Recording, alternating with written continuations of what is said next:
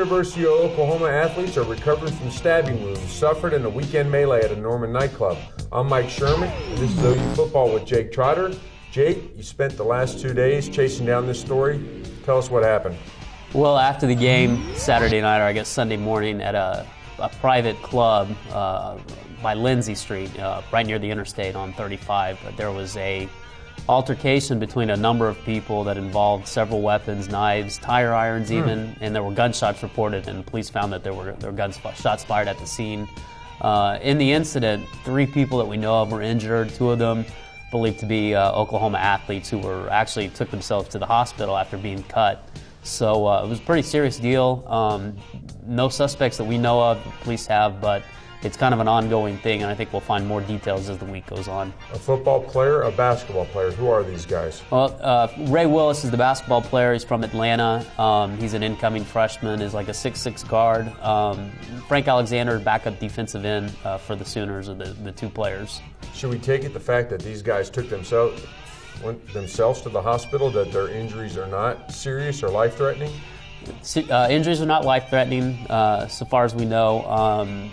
The police are telling us that they did take themselves to the hospital by a private vehicle. Now, who drove? We don't know any of that information, but we do know they weren't taken by ambulance. Jake, thanks for that stuff. Opening break time. We'll be right back to the Dodge Sports Desk.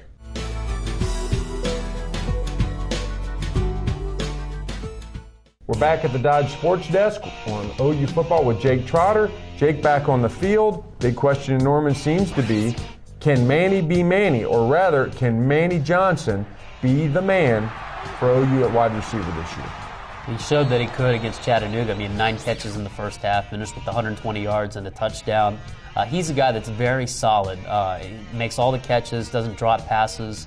He's very versatile. You can line him up in the slot or at wide receiver. So is he going to be a 100-catch guy? No, but he can definitely be the leading receiver for the Sooners this year, especially if defenses are so concerned with Joaquin Iglesias and Jermaine Gresham. How bad do they need that guy at that position? Because as you've written about, and you will write about this week in our pregame, about how diversified and versatile the offense is, how important is it for them to have sort of a Mark Clayton type guy at wideout or slot, or a Malcolm Kelly type guy? I don't know if it's all that important, because they have so many guys who are proven commodities. They don't need necessarily one guy to be the go-to guy. Like some teams that don't really have a deep wide receiver pool, but Oklahoma has 3 or 4 guys who are proven, who can catch the ball. They have a strong running game, and they have a good quarterback who's very conscientious about spreading the ball around. So, So they have plenty of weapons to choose from. I don't know if they need a necessarily go-to guy, but Manny Johnson, he's a 4-year starter. So is Iglesias. Those guys are very, very solid players. By the way, as an ex-quarterback,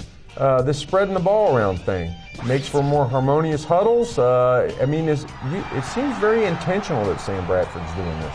Well, he takes what the defense gives them, I think, in a lot of ways. I don't know if he's intentionally spreading the ball around, but I know that wide receivers like to catch the ball. I mean, and when you can get more guys involved, the more in tune they are to the offense, and it makes it more difficult for the defenses to key in on anyone. I mean, if you're double teaming Manuel Johnson, Joaquin Iglesias, and Jermaine Gresham are going to hurt you. So it's tough for defenses when multiple guys are catching the ball. Jake, this week it's Cincinnati coming to Norman for a 2:30 game on Saturday. Cincinnati, which returns 12 starters from a 10-win bowl season. Could be 13, though, because their quarterback right now is not playing. Matt Mock, who was a starter last year, is fighting the NCAA to try to get back on the field. Tell us about this dilemma. Well, story short, he was at Wake Forest, tore his shoulder, ended up transferring to Cincinnati and got an extra year of eligibility, and used that up last year and tried to get a medical hardship for that. But there was not enough evidence from Wake Forest that proved that he warranted that hardship, so he's fighting the NCAA. I think probably a little bit futile at this point, but he's suing the NCAA to get reinstated. Very similar to the Andy Oliver case with Oklahoma State, trying to sue to get reinstated. But it's going to be Dustin Groots at quarterback for Cincinnati. He was actually the starter before Mock transferred from Wake Forest, and he's a very competent player. I mean, a terrific game against Eastern Kentucky in the win last week, and in the one game he played last year, he was very sharp too in place of Mock. So they might have a little bit of drop-off at quarterback, but not much. Okay, it's time for another break. You're watching the OU Show with Jake Trotter, brought to you by Dodge.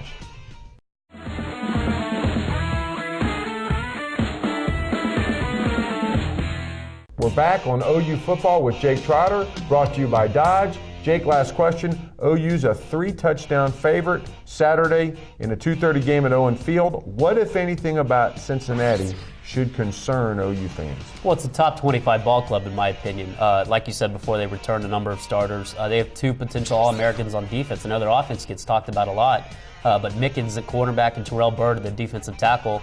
Wouldn't surprise me if both those guys were named first or second team All-American this year. And then offensively, they're very explosive. Dominic Goodman, who's a former Colerain quarterback at the high school powerhouse in Ohio, he's their top wideout, and he's a very nice player. They don't run the ball very well, and that's something they'll probably need to do to have a chance against OU. But they have a very nice passing game, and I think they even returned 4 starters on the offensive line. So this is a good ball club. Is it a top 5 team? No. But this will be the best team OU plays until they get to Texas. OU defenses are not kind to one-dimensional offenses.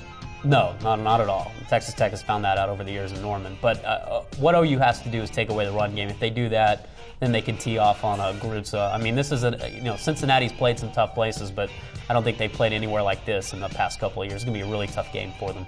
That's all for OU football with Jake Trotter, brought to you by Dodge. Follow these stories and all the latest OU news with the best coverage team in the state.